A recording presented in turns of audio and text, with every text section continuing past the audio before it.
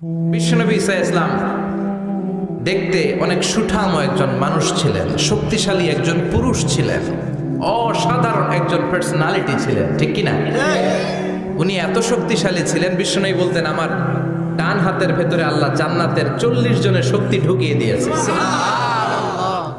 উনি মক্কার সবচেয়ে বড় কুস্তিগির রুকানাকে ধরে মাটিতে 3 বার আছাড় মেরেছেন। শক্তি বেশি না কম? সুবহানাল্লাহ পড়বেন না? বিশ্বনবীর এই বুকটা ছিল উঁচু, পেটটা ছিল চাপা, 6 প্যাক। কয় প্যাক? আপনাকে কয় প্যাক? আমার কয় প্যাক? বিশ্বনবীর 6 প্যাক। তবে শেষকালে একটু গায়ে গোশত বেড়ে গিয়েছিল, কিন্তু ইয়াং অবস্থায় 6 প্যাক। এই মুরাদনগরে জিমনেশিয়াম নাই? আছে। ইয়াং ছেলেরা দেখবেন তারা ডায়েট করে, they are on diet in order to keep fit, always fit থাকবা মিয়া। যৌবনকে ধরে রাখতে হবে, ঠিক কিনা? কারণ যুবকরা যদি ভালো পথে চলে, ভালো থাকবে বাংলাদেশ। যুবক যদি পথ হারায়, হায় হায় করবে বাংলাদেশ, ঠিক কিনা? যুবকদের মধ্যে আছে প্রাণ ঢালা শক্তি আর উচ্ছ্বাস, তাদের গায়ের রক্ত গরম, তারা চাইলে অনেক কিছু করতে পারে। এই যে কিছুদিন আগে কোটা বিরোধী আন্দোলন হলো, নিরাপদ সড়ক চাই আন্দোলন হয়েছে না? আমি অবাক হয়েছে, আমি মালয়েশিয়াতে ছিলাম, ছোট্ট ছোট্ট ছেলে মেয়েরা কেমন করে রাস্তায় চলতে হয়, দুঃখজনক হলেও সত্যি আমাদের পুলিশ পোশাকি বাহিনী করে দেখাইতে পারে নাই। ছোট্ট ছোট্ট শিশুরা আমাদেরকে লজ্জিত করেছে, চিৎকার করে বলেন ঠিক কিনা? কিন্তু এত সুন্দর ইনিশিয়েটিভ নেয়ার পরে আমাদের পক্ষ থেকে যে আচরণ পাওয়ার কথা ছিল, এটা তারা পায় নাই।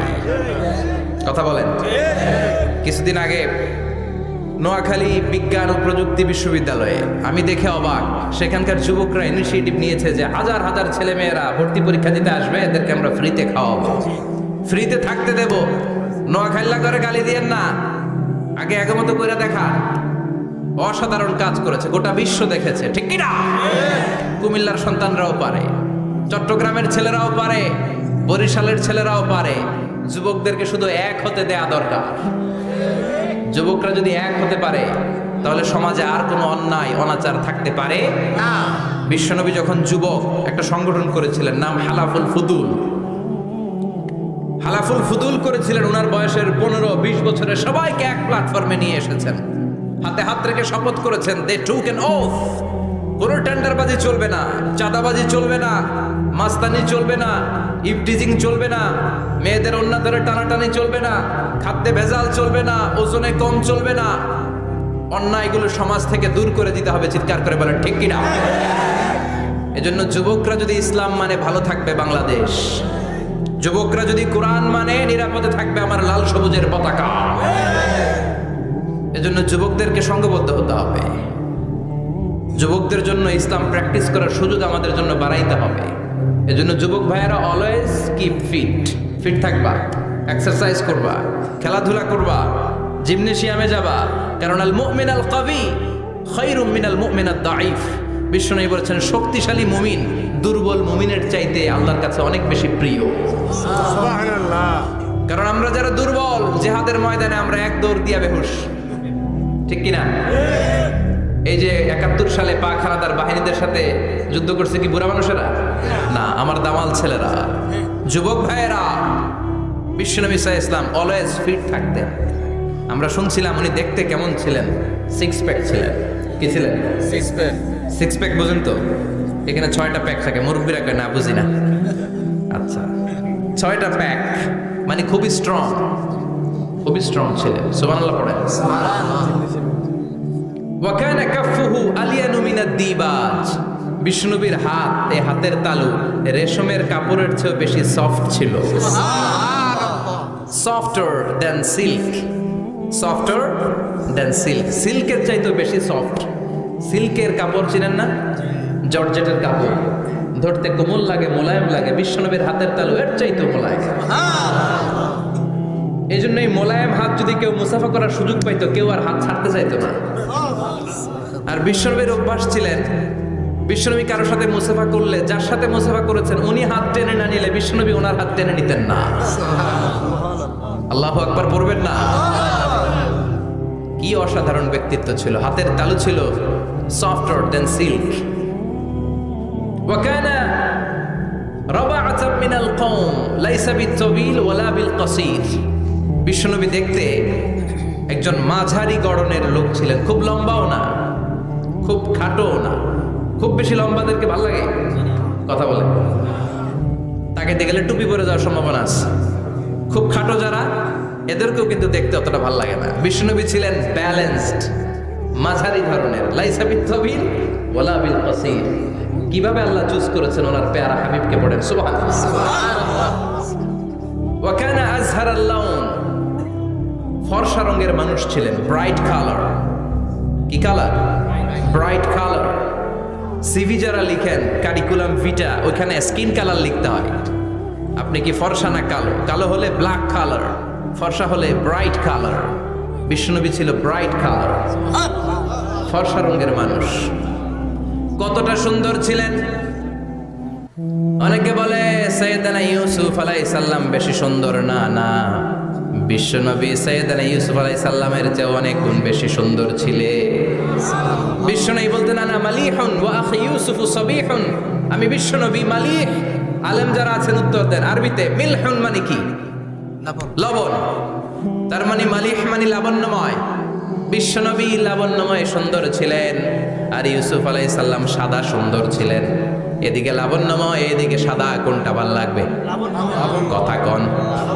তার মানে বিশ্বনবীর গায়ের স্কিন ছিল ব্রাইট কালার, ফর্সা রঙের মানুষ ছিলেন, মাঝারি সাইজের মানুষ ছিলেন, সিক্স প্যাকের মানুষ ছিলেন। ওয়াকুবিদা ওয়ালাইসা ফি রাসিহি ওয়া লিহিয়াতিহি 20 শাআরা বাইদা। ইন্তেকালের আগে দাড়ি আর চুল মিলে 20টা দাড়ি চুলের বেশি পাকে নাই। সুবহানাল্লাহ পড়বেন না? দাড়ি আর চুল মিলে মোট পাক ছিল কয়টা? অনেকে বলে হুজুর স্বপ্নের ব্যাখ্যা দেন। কি স্বপ্ন দেখেছেন? তিনি বললেন আমি স্বপ্নে দেখেছি একজন লোক আল্লাহ রাসূলের কবর থেকে উঠে এসেছে। তাই নাকি? উনি জানতে চাচ্ছে যে এটা আল্লাহ রাসূল কিনা। আমি বললাম চেহারা কেমন দেখেছেন? বলে হুজুর আমি দেখলাম ধবধবে সাদা দাড়ি, ধবধবে সাদা চুল। তার মানে উনি কি আল্লাহ রাসূলকে দেখেছেন? না, আল্লাহ রাসূলের ধবধবে সাদা চুল ছিল না, ধবধবে সাদা দাড়ি ছিল না। ইন্তেকালের আগে দাড়ি আর চুল মিলে পাকছিল কয়টা? কোম্পানিগঞ্জের ভাইয়েরা মনে থাকবে? দাড়ি আর চুল মিলে পেকেছিল কয়টা? কেমন করে পাকবে? উনি তো জাইতুনের তেল মালিশ করতেন। সুবহানাল্লাহ। এজন্য আল্লাহ কসম করে বললেন ওয়াত-তিনি ওয়াজ-জাইতুনি ওয়া তুরি সিনিন ওয়া হাদাল বালাদিল আমিন। তিন ফলের কসম, জাইতুনের কসম। এই তিন জাইতুন যারা খাবে তাদের দাড়ি চুল সহজে পাকবে না। জাইতুন চিনেন? Olive oil. জলপাই আছে না? আরব দেশের জলপাইকে বলে জাইতুন। তামবুতু বিদ্দিহিনি ওয়া সিবগিল লিল আকিলিন। এটার অনেক কাজ। এটা খাওয়া যায়, মালিশ করা যায়, আবার এই জাইতুনের ডাল ভেঙে মেসওয়াকও করা যায়। বলেন ঠিক কিনা? বিশ্বনবী বলতেন নি'মা সিওয়াকিয়া জাইতুন। জাইতুনের ডালের মেসওয়াক কতই না চমৎকার মেসওয়াক। ফাইন্নাহা সিওয়াকি ওয়া সিওয়াকুল আম্বিয়া মিন ক্বাবলি। কেননা জাইতুনের ডাল আমার মেসওয়াক, আর আমার আগে যত নবী দুনিয়া এসেছে সব নবীরা জাইতুনের ডাল দিয়ে মেসওয়াক করেছে। সুবহানাল্লাহ। এই জাইতুনের তেল আপনার বাজারে পাবেন। অলিভ অয়েল বলে জিজ্ঞেস করলেই দিয়ে দিবে। কি অয়েল? এটা দাড়িতে মাখলে দাড়ি পাকে না, দেরিতে পাকে। চামড়ায় লাগালে ম্যাসেজ করলে চামড়ার ভাঁজগুলো পড়বে না, আপনার স্কিন সুন্দর থাকবে। বিশ্বনবী এটা মাখতেন। এজন্য দাড়ি আর চুল তেমন একটা পাকে নাই। আওয়াজ করে পড়তে হবে আল্লাহু আকবার। তুলুশ শাআর ইলা শাহমাতাইল উযুন। এবার শুনি বিশ্বনবীর চুল কেমন ছিল। বিশ্বনবীর চুল মাঝে মাঝে এই কানের লতি বরাবর আসতো। ইলা শাহমাতাইল উযুন মানে বড় চুল রাখতেন। হেয়ার কাটটা ছিল লং হেয়ার কাট। মাঝে মাঝে কানের লতির মাঝামাঝি, আর কখনো কখনো কাঁধ বরাবর। ইলাল মানকিবাইন, তিন সিস্টেমে রাখতেন। কানের মাঝ, কানের লতি, কাঁধ বরাবর। ইয়াংরা মহা খুশি যে বড় চুল রাখার দলিল পাইছে। সুন্নতের নিয়তে রাখতে হবে, একটা ভদ্র কাটিং হইতে হবে। আর ইউনিভার্সিটি আর স্কুলের স্টুডেন্ট হলে ইউনিভার্সিটির ড্রেস কোড, হেয়ার কাট মেনে চলতে হবে, ঠিক কিনা? আর সুন্নাতের নিয়তে যদি রাখতে চাও একটা ভদ্রতা থাকতে হবে, একটা সৌন্দর্য থাকতে হবে। ইদানিং অনেক ছেলেরা খুব অদ্ভুত কাটিং দেয়। এই হেয়ার কাটগুলো নিষিদ্ধ। একটা হেয়ার কাট আছে কাজা, নাহা রাসূলুল্লাহি আনিল কাজা। বিশ্বনবী কাজাহ কাটিং দিতে নিষেধ করেছেন। কাজাহ মানে চুলের কিছু অংশ ট্রিম করে চামড়ার সাথে লাগানো, কিছু অংশ বড় বড় এরকম আছে না নাই? এটারে আমি বলি ঘোড়া কাটিং। কি কাটিং? ঘোড়া কাটিং। ঘোড়ার মাথায় এরকম লম্বা চুল আছে না নাই? কেউ যদি এখানে থেকে থাকো মাইন্ড করো না, নেক্সট ডে আর এই হেয়ার কাট নিবা না, ঠিক কি না? রাজি আছি তো? আমার যুবকরা পছন্দ করে বেশি, আমিও পছন্দ করি ওদেরকে খুব বেশি। ওরা আমার কথা বুঝে বেশি, আমিও ওদের হৃদয়ের কথা বুঝি বেশি, এজন্য এগুলো ভালোবেসে বলি। যদি কেউ নিয়ে থাকো এই নিষিদ্ধ হেয়ার কাট, সামনে আর নিবা না। ইনশাআল্লাহ পড়ো, আর জোরে ইনশাআল্লাহ। ওয়া কানা ইউফাররিকু বাইনা শা'রি, চুলের মাঝখানে বিষ্ণুনবী সিঁথি করতেন। আপনারা কাজী নজরুল ইসলামের ছবি দেখেছেন? দেখবেন যে উনি মাঝখানে সিঁথি করতেন। বিষ্ণুনবী এভাবে মাঝখানে সিঁথি করে সিঁথির মাঝখানে আতর ঢেলে দিতেন। কেন ঢেলে দিতেন? যেখানেই সেজদা দিতেন ওই জায়গায় আতরের ঘ্রাণে আমোদ হয়ে যেত। আরিদুস সদর, বুকটা ছিল প্রশস্ত। ওয়া কানা বাইনা কাতিফাইহি খাতামুন নবুওয়া, আর পিঠের মধ্যে কাজিররিল হাজালা, কবুতরের ডিমের মতো একটা মাহরুন নবুওয়া ছিল। উনি যে শেষ নবী, উনি যে প্রফেট, দ্য লাস্ট মেসেঞ্জার, এটা প্রমাণ আল্লাহ সিল মেরা দিছে বাম দিকের কাঁধে, ডান দিকে না। কোন দিকে? সাহাবারা যারা এটা দেখেছেন তারা বলেছেন যে আমরা দেখেছি এর মধ্যে কিছু চুলও ছিল, একটু লালচে ছিল, একটু উঁচু ছিল। একদিন বিশ্বনবী বললেন, বান্দার কোনো হক আল্লাহ কোনোদিন ছেড়ে দেয় না। আল্লাহর হক আল্লাহ মাফ করে, বান্দার হকের মাফ নাই। যদিও আমি নবী, আমার উপর যদি কোনো হক থাকে বলো, আমি দিয়ে দেব। কোনো সাহাবী দাঁড়ায় না। এক সাহাবী দাঁড়িয়ে বললেন, নবী, যুদ্ধের ময়দানে চাবুক চালানোর সময়, লাঠি চালানোর সময় এক কাফেরকে মারতে যেয়ে আপনার লাঠির বাড়ি আমার পিঠের মধ্যে পড়েছে। আপনি যেহেতু এই কেসাসটা আদায় করতে চান, আপনার পিঠে আমি লাঠির বাড়ি মেরে এটারে শোধবোধ করে দিতে চাই। সাইয়েদনা ওমরে ফারুক হাতের জামা এরকম পড়তে শুরু করছে, আয় এদিকে আয়, তোরে শোধবোধ করাই। বিশ্বনবী বললেন, ওমর রাখো, এটা বান্দার হক, মিটাতে দাও। বিশ্বনবী বললেন, আসো, তুমি এসে আমার পিঠে লাঠি দিয়ে চাবুক দিয়ে বাড়ি মারো। সাহাবী বলে, ও নবী, তখন দুর্ভিক্ষের সময়ের যুদ্ধ ছিল, আমাদের গায়ে জামা ছিল না। যখন আপনি আমার চাবুকটা পিঠের মধ্যে মেরেছেন, আমার পিঠে তখন জামা ছিল না। আপনি যদি যথা নিয়মে কেসাসটা আদায় করতে চান, আপনার জামাটা খুলেন, খালি পিঠের মধ্যে বাড়িটা মার। এবার ওমরে ফারুককে ধরে কে? এদিকে আয়, তোরে দেখাইতেছি। বিশ্বনবী বললেন, ওমর থামো, মারতে দাও। বিশ্বনবী উনার জুব্বাটা উপরের দিকে উঠালেন, পিঠের মধ্যে বাড়ি দেওয়ার জন্য ওই সাহাবীকে ডাকলেন। ওই সাহাবী বিশ্বনবীকে পিছন দিক থেকে জড়িয়ে ধরে ওই মোহরে নবুয়তের মধ্যে চুমু দিয়ে ফেলেছে।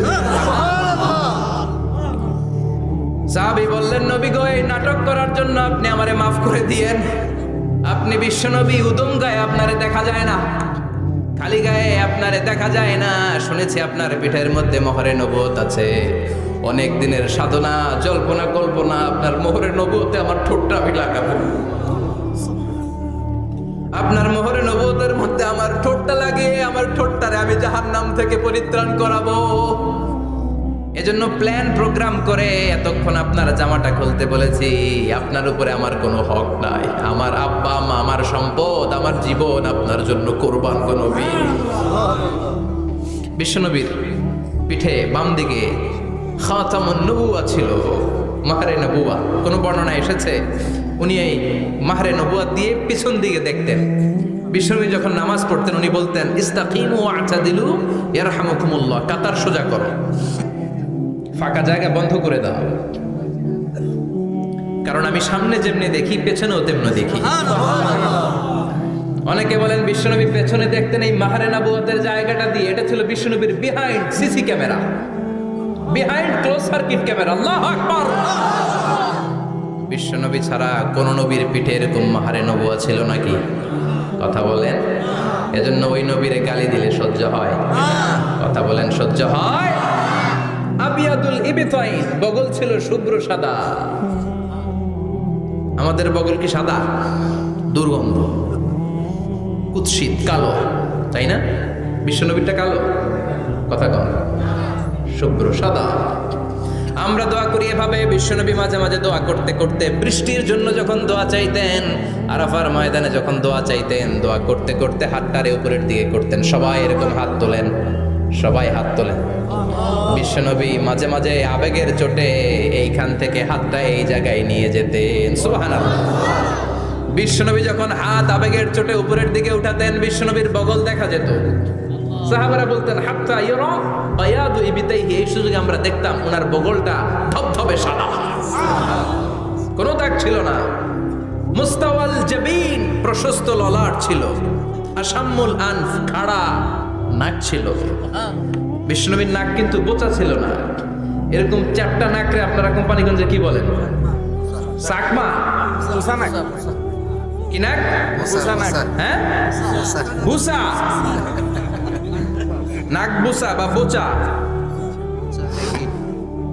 বিশ্বনবীর নাক এই চাকমা স্টাইলে নাক ছিল না, খাড়া ছিল, খাড়া নাক ছিল। সুবহানাল্লাহ পড়ো। মুফাল্লিজুল আসনান, দাঁতগুলো ছিল পরিপাটি। বিশ্বনবীর দাঁতের দিকে তাকালে, বিশ্বনবীর হাসির দিকে তাকালে মনে হতো হাসিতে যেন মুক্তা ঝরে। বিশ্বনবী দেখতে কেমন ছিল আন্দাজ পাচ্ছেন না মোটামুটি? এই চমৎকার দেহটা নিয়ে যখন আতেন, বিশ্বনবী জোস জোস পোজ দিতেন না। এখনকার ছেলেপেলেরা বলে আয়নার সামনে দাঁড়াইয়া দেই জোস জোস পোজ, আচ্ছা না নাই? বিশ্বনবী জোস জোস পোজ দিতেন না। বিশ্বনবী আয়নার সামনে দাঁড়িয়ে বলতেন আল্লাহুম্মা হাসানতা খালকি ফাহসিন খুলুকি, ও আল্লাহ আমার চেহারাটা যেমনি আপনি সুন্দর বানিয়েছেন, আমার হৃদয়টারেও সুন্দর করে দেন।